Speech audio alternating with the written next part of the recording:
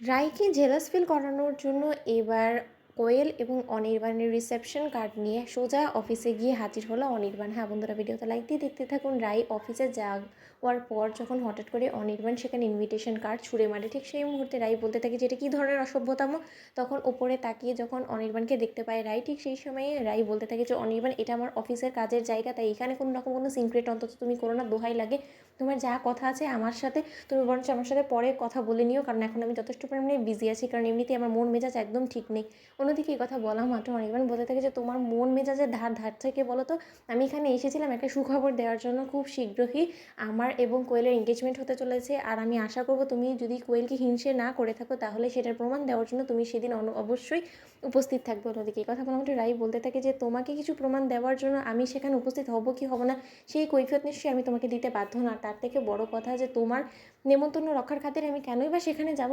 তুমি তো এখন আর আমার লাইফে এক্সিস্টই করো না অনির্বাণ, ভুলে যাও না, আমাদের কিন্তু ডিভোর্স হয়ে গিয়েছে। অন্যদিকে এই কথা বলে আমার অনির্বাণ বলতে থাকে যে ডিভোর্সে শুধুমাত্র আমাদের সিগনেচারটুকু করা হয়েছে, এখনও পর্যন্ত কোর্ট থেকে কিন্তু কোনো রকম কোনো পার্মানেন্টভাবে কোনো অর্ডার আসেনি। তাই একটা কথা আমি তোমাকে স্পষ্টরূপে বলে দিচ্ছি যে তুমি সত্যকার অর্থে যদি আমাকে নাই ভালোবেসে থাকো আর কোয়েলকে হিংসে নাই করে থাকো, তাহলে অবশ্যই সেদিন তুমি প্রেজেন্ট থাকবে। আমি তোমার প্রেজেন্সে কোয়েলের হাতে রিংটা পরাতে চাই। অন্যদিকে এই কথা বলা মাত্র রাই যখন অফিসের বাইরে এসে অনির্বাণকে বলতে থাকে যে অনির্বাণ, তুমি কী ভাবো বলো তো যে আমি তোমার খেলনার পুতুল হাতের, যে তুমি আমাকে যেমন করে নাচাবে আমি তেমনভাবেই নাচবো। বলো তো আমার যদি সময় সুযোগ না হয় আমি অবশ্যই সেখানে যাবো না। আর আমি আমাকে জেলাস ফিল করানোর জন্য যে তুমি এসব করছো সেটা আমি খুব ভালো করেই বুঝতে পারছি, কিন্তু এরকমটা তুমি করো না প্লিজ, কারণ এটা ধর্মে সইবে না।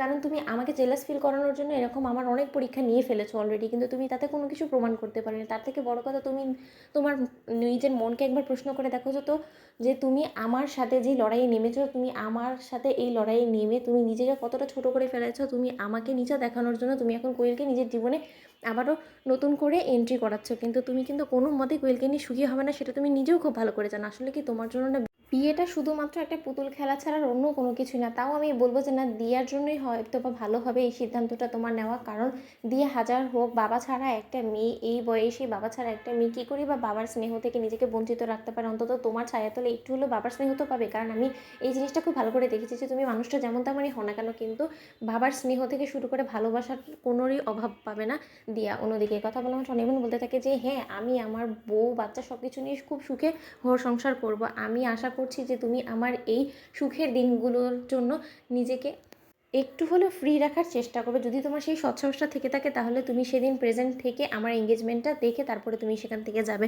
অন্যদিকে রাই বলতে থাকে যে অনির্বাণ, এখন আমি কিছু শিওর জানাতে পারছি না, কিন্তু তারপর তুমি যে তোমার এই শুভ দিনে আমাকে চেয়েছো সেটাই অনেক আমার জন্য। তো বন্ধুরা, ভিডিওটি ভালো লাগলে লাইক এন্ড শেয়ার করে সাবস্ক্রাইব করতে ভুলো না।